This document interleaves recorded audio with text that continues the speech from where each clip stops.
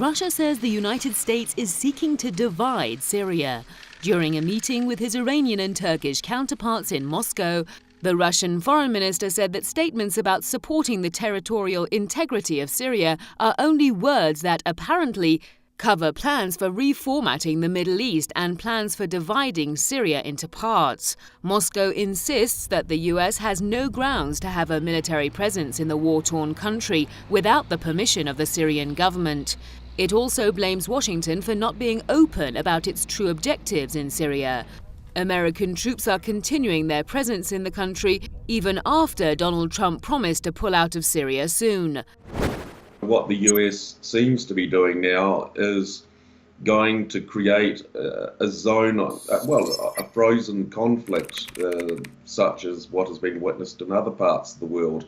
In this way, they keep Syria divided and they reduce, according to their logic, any clear influence by Iran, Russia, and Assad in Syria and, of course, the wider region.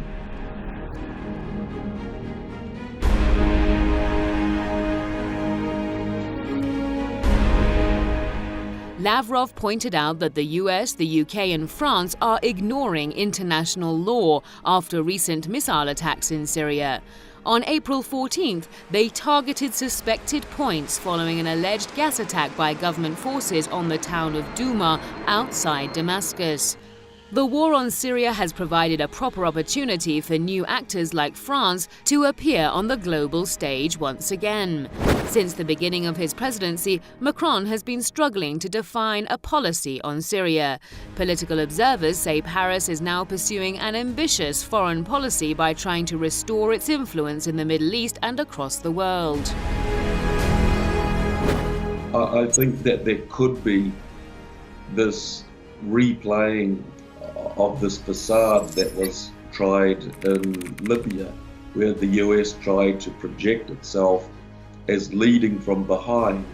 In other words, that Britain and France were taking the lead on this, when in fact that this was a rather flimsy deception, because the likes of the US are leading it.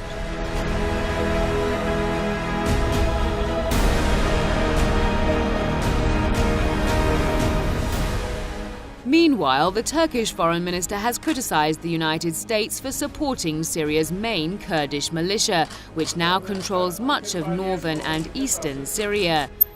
The Turkish foreign minister said today the US supports terrorist organizations and this has to stop.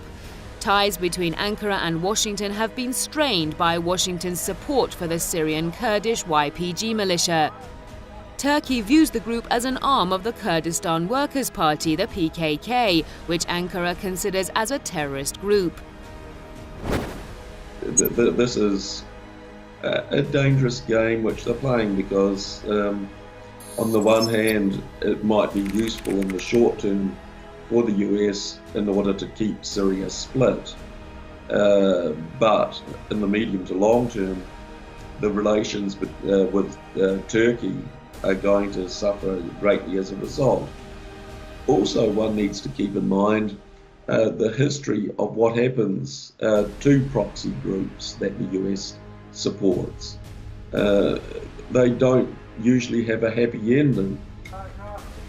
After 7 years of war, Syria has now turned into a battlefield for a number of conflicts, driven by a cast of regional and world powers, each with their own agenda.